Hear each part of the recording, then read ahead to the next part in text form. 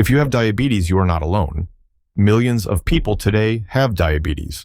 Diabetes cannot yet be cured, but it can be managed. This video will give you some tips to help you manage your diabetes. If you find this video helpful, please click on like and subscribe button. Thanks. Diabetes is a condition in which sugar levels in your blood are high when you eat. Some of your food is broken down into sugar, also called glucose. Sugar travels in your blood to all of your body's cells. Why is insulin important? Insulin helps sugar move from your blood into your cells. Insulin is a hormone that is made by beta cells in your pancreas. Cells in your body need sugar for energy. Sugar from food makes your blood sugar levels go up if it cannot get into the cells. Insulin made by beta cells lowers your blood sugar levels by helping sugar move from your blood into your cells, in addition to insulin. There is also another hormone made in the pancreas called glucagon that tells the liver to release stored sugar if your blood sugar gets too low or if you have not eaten for many hours, such as overnight. What other hormones are involved in diabetes? When you eat, another hormone made in the gut helps the pancreas produce the right amount of insulin to move sugar from the blood into the cells. This hormone is called glucagon, like peptide 1 or GLP-1. One of its primary actions is to stimulate the beta cells in the pancreas to produce insulin when the blood sugar is too high. It also helps to lower the amount of sugar made by the liver. What happens in diabetes? The most common types of diabetes are type 1 and type 2. In type 1 diabetes, the body makes little or no insulin. So people with type 1 diabetes must take insulin every day. Type 1 diabetes is usually diagnosed more often in children and young adults. In type 2 diabetes, the body prevents the insulin it does make from working, right? The body may make some insulin, but not enough. Most people with diabetes, about 90%, have type 2. This kind of diabetes usually happens in people who are older or in those who are overweight. What causes type 1 diabetes?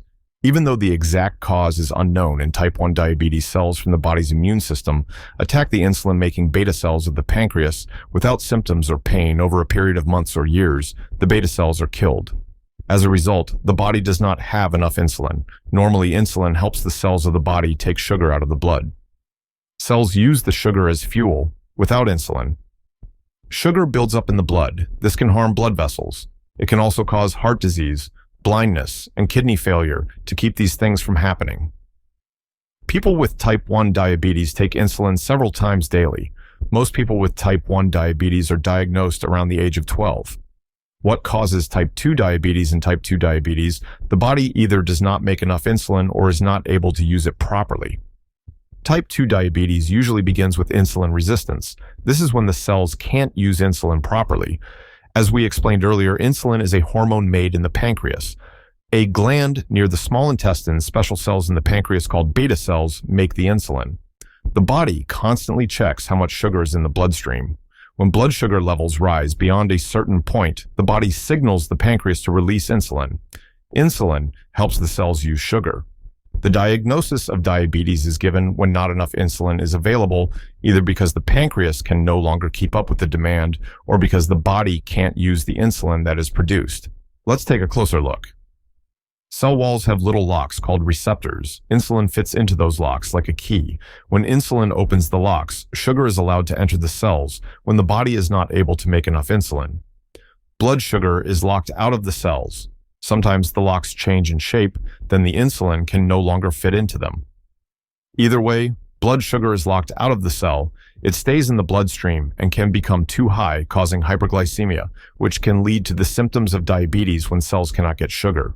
They no longer have the fuel they need. The pancreas tries to make up for this by working harder. At first, the pancreas keeps up by making more insulin. In time, the pancreas is unable to continue doing this, which is when the symptoms of diabetes may appear. As a result of these changes, your physician may discuss starting a diabetes care plan with you. Diabetes care plans can include taking diabetes medicines, eating a carefully planned diet, exercising regularly, controlling blood pressure and cholesterol, and possibly taking aspirin daily. What are the common signs and symptoms of diabetes? With diabetes, you have high blood sugar, also called hyperglycemia. Some common signs and symptoms of diabetes are urinating, often being thirsty more often than usual, being hungry more often than usual, unusual weight loss, tired more often than usual, blurry vision wounds that won't heal, numb or tingling hands, or frequent infections. The symptoms of type 1 diabetes can have a faster onset and be more dramatic, whereas the symptoms of type 2 diabetes can be more difficult to detect. High blood sugar, also called hyperglycemia, can happen if you skip a dose of insulin or diabetes. Pills eat more than usual, are less active than usual, are under stress or sick, are taking certain medications.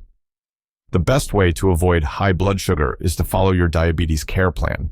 Ask your diabetes care team when it is appropriate to call their office with your blood sugar results. What is low blood sugar? You might also get low blood sugar, also called hypoglycemia. Signs and symptoms of low blood sugar can include being hungry, feeling nervous or shaky, sweating, feeling dizzy, being sleepy, feeling confused. Low blood sugar can happen if you take certain medicines, eat too few carbohydrates, skip or delay a meal, take too much insulin, or diabetes pills are more active than usual. Ask your diabetes care team what your blood sugar levels should be and when you should check it. If you think you have low blood sugar, check your blood sugar right away. Treat by eating or drinking something high in sugar. The important thing is to get at least 15 to 20 grams of sugars or carbohydrates. Examples of food with 15 grams of carbohydrate include 4 ounces, 1/2 cup of regular fruit juice like orange, apple, or grape juice. 4 ounces, 1/2 cup of regular soda pop, not diet glucose. Tablets, 2 tablespoons of raisins, 1 tablespoon of sugar, 1 tablespoon of honey. The American Diabetes Association recommends that you wait 15 minutes and then check your blood sugar again if it is still low. Eat or drink something high in sugar. Again, once your blood sugar returns to normal, eat a meal or snack. This can help keep low blood sugar from coming back. Always check with your diabetes care team for instructions on how to best treat low blood sugar. The goal of a diabetes care plan is to keep blood sugar levels within the normal range. What is blood sugar testing and why is it important? Checking your blood sugar yourself is one of the best ways to be sure your diabetes is under control. Checking often will tell you if your insulin or other diabetes medicine is working, how physical activity and the foods you eat affect your blood sugar. You'll usually feel better and have more energy when your blood sugar stays at or near normal. Managing your blood sugar can also reduce your risk of developing problems from diabetes. You can check your own blood sugar using a meter. Many different kinds of blood sugar meters are available today. Your diabetes care team can help you choose one and show you how to use it. You and your diabetes care team will decide when and how often you will check your blood sugar. All meters are slightly different, so always refer to your user's manual for specific instructions. Why is keeping a blood sugar diary important? It's important to write down your blood sugar levels so that you can keep track of what makes them go up or down. You can get an idea of how food activity and stress affect your blood sugar. Your doctor will tell you when you should write down your blood sugar levels. If you are often out of the desired range, it might be time to change your diabetes care plan. Working with your doctor or diabetes educator will help you to better understand your numbers. What are fasting blood glucose and postprandial glucose? There are 2 terms you will hear when testing your blood sugar levels, also known as blood glucose levels. One is fasting blood glucose. Fasting blood glucose is your blood sugar level after you have not eaten for 8 to 12 hours, usually overnight. The second term is postprandial glucose, or blood sugar after you have eaten. This is your blood sugar level taken 1 to 2 hours after you have eaten. What is an A1C test? The A1C test measures your estimated average blood sugar level over the past 2 to 3 months. It's like a memory of your blood sugar levels. It shows you how well you're controlling your blood sugar levels over time. Your A1C and your blood sugar levels go up and down together. Lowering your A1C to below 7% reduces your risk of problems from diabetes. Therefore, the A1C goal for most people is less than 7%.